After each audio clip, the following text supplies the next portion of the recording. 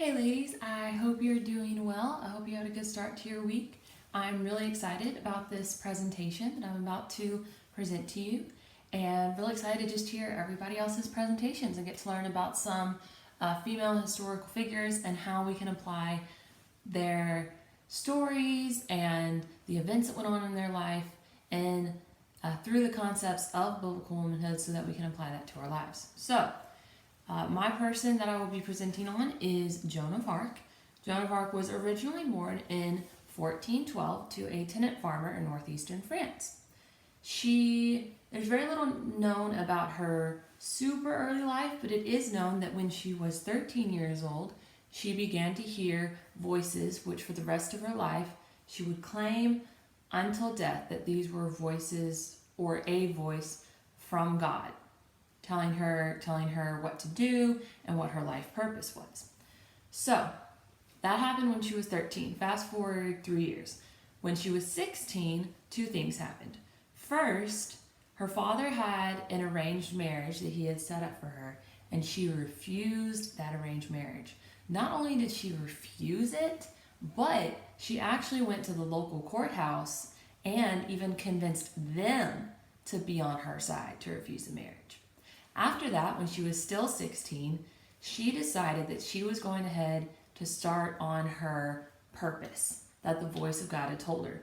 And this purpose that she had been hearing for the last 3 years was that it was her job and that it was God's will for her to make sure that the future King of France, whose name was Charles, that he will be on the throne of France. So, backstory. When she was growing up, about actually all of her childhood, but especially the first 7 years of her life, was right when England and France were in the middle of what's called a 100 Years' War. I mean, it literally was almost 100 years.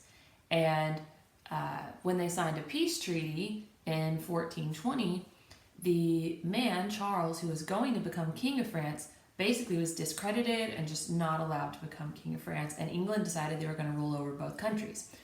So, Joan of Arc is coming in and saying, it is God's will for me to go to the future King of France, Charles, and convince him to basically let me fight on his behalf for him to gain the throne and to be the rightful King of France, and for England not to rule over France anymore. So all that being said, keep in mind, she's only 16, right? So she convinces the local judge. Again, she already convinced a courthouse. She convinces the local judge and the officials in her town to grant her passage to go visit Charles. So, in order to do that safely, as a young woman who was on her own, she actually ended up cutting her hair very short and dressing in men's clothes so she could disguise as a man so she could protect herself. So she goes this voyage, she meets Charles because of a connection that she had, and she tells him, I want you to let me lead an army to fight on your behalf so that you can be the King of France that you're supposed to be. So Charles's advisors and counselors, most of them are completely against this. They say, no, this is not a good idea. You have to remember, this is 1400s France. So women, the only, visibility that they would have had in society was based on their status. So it was either if they were born into a wealthy family or if they married into a wealthy family. It was very, class oriented, that kind of thing. So this was completely out of the norm. And surprisingly, to all of his advisors, Charles said, okay, and he granted her an army. Not only that, but when she went ahead and led this army, a woman, by the way, in the 1400s, leading all men to battle the English, she led them to the city of Orleans, which was under English control, and she won. She was 16 years old, and she won her very first battle. And she actually got to see Charles be crowned King of France. It's just incredible. So not only did she win the first battle, but she continued to fight for King Charles. And she won battle after battle, and she was pushing back the English, and they were having to retreat. And all of this was happening, and she was fulfilling God's call, right? So much success and so much happening until that one battle where I don't know if she was attacked or she fell, but somehow she was removed from the horse that she was riding. And I believe she was injured as well. And she was caught. She was caught by the English. So of course the English, they have heard so many stories about Joan of Arc at this point. All the battles she's won, how she's a woman winning all these battles, how she hears the voice of God telling her to fight for King Charles. So when they were able to catch her, they were beyond ecstatic, right? It says in an article that I read that there was much fanfare when they led her to the castle that was under English rule by the commander. And she was imprisoned. She was threatened. They asked her to renounce that she ever heard the voice of God.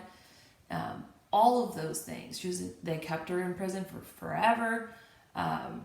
And she still held on for a long time, even in prison. She held to her beliefs. She said, no, I believe that this was the voice of God. And I believe that I genuinely followed it. There was one time where she signed a piece of paper that was recanting what she had said, right? Recanting that she believed it was the voice of God. There was a moment of weakness, but a few days later, she said that she regretted that whole thing. Keep in mind, she's still in prison. She said that she regretted ever signing that piece of paper, and she still stood by what she thought. And she stood by what she thought so much that she was willing to die for it.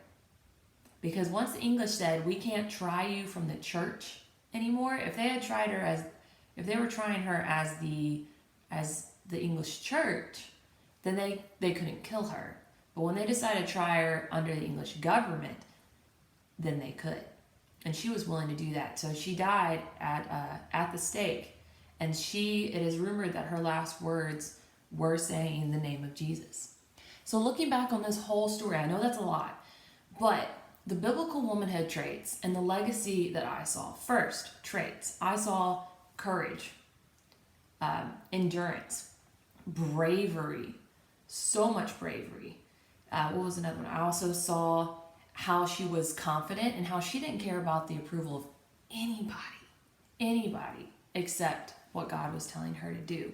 And I think that's something, especially as females, I think that's vital for us as female Christians. Because right now we're in such an approval-seeking culture and comparison. And Joan of Arc, she compared herself to what God wanted her to do. And that was it. And that's continued in her legacy. About 20 years after her death, the French government decided to re-look through her trials and through the paperwork that had been documented, and they actually said that they would have found her innocent for that. And in 1920, the current Pope, he actually went ahead and made an official statement declaring her the patron saint of France. So now she lives on kind of as this mythical legend, so to speak, of bravery and of compassion and authenticity and following God's voice. But the important thing is that she was real, that she was dealing with some very hard things at a very tough time. And all of the stigma and the expectations from society in the 1400s during 100 years war between England and France, that didn't faze her. She knew what her purpose was, and she was continuing to go through with that even until death at the stake. So overall, I think it was just an amazing way to get to learn about Joan of Arc, and hopefully we can all apply these traits to ourselves as we go about our lives. Thanks, guys.